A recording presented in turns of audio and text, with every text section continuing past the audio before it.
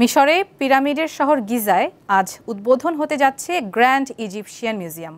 বিশ্বের অন্যতম বৃহৎ এই জাদুঘরে প্রদর্শিত হবে হাজার বছরের প্রাচীন সব নিদর্শন। এর মধ্যে এমন কিছু নিদর্শন থাকবে যা নিকট অতীতে কখনো দেখা যায়নি।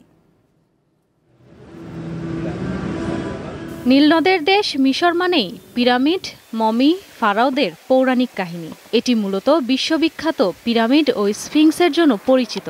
তবে এবার নতুন পরিচয়ে পরিচিত হতে যাচ্ছে প্রাচীন নিদর্শন বয়ে বেড়ানো এই দেশ।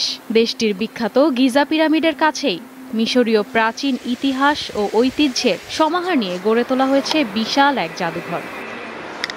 2 দশকের বেশি সময়ের পরিকল্পনা আর নির্মাণ কাজ শেষে গিজা পিরামিডের কাছেই পর্দা উঠছে গ্র্যান্ড ইজিপশিয়ান মিউজিয়ামের, যেখানে প্রদর্শিত হবে প্রাচীন সব নিদর্শন।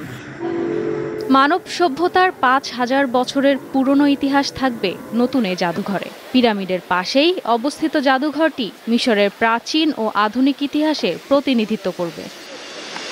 জাদুঘরটির প্রধান প্রবেশ পথে পা রাখতেই চোখে পড়বে সিঁড়িতে সাজানো ফারাওদের ভাস্কর্য। রয়েছে মাটির নিচে লুকানো রাজা তুতেনখামেনের ধন সম্পদ আর মিশরীয় ফারাও কুফুরের নৌকা সহ অসংখ্য প্রাচীন নিদর্শন, যেগুলো এতদিন জনসাধারণের চোখের আড়ালে ছিল। এই জাদুঘরেই শোভা পাবে 3200 বছরের পুরনো মিশরের 49তম রাজবংশের ফারাও দ্বিতীয় রামসেসের বিশাল ভাস্কর্য। এর উচ্চতা 11 মিটার, ওজন 83 টন। 117 একর জায়গা বরাদ্দের মাধ্যমে 1992 সালে শুরু হয় জাদুঘর তৈরির পরিকল্পনা। 2005 সালের পর শুরু হয় নির্মাণ কাজ। মোট খরচ হয়েছে $100 কোটি।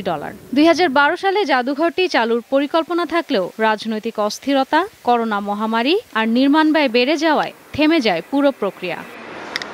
গ্র্যান্ড ইজিপশিয়ান মিউজিয়াম আকার ও আয়তনের দিক থেকে ব্রিটিশ মিউজিয়ামের প্রায় 5 গুণ আর লুভারের দ্বিগুণ। উদ্বোধনী অনুষ্ঠানে উপস্থিত থাকবেন 3 ডজনের বেশি বিশ্বনেতা। ইশরাত সুমা, দীপ্ত বার্তা কক্ষ।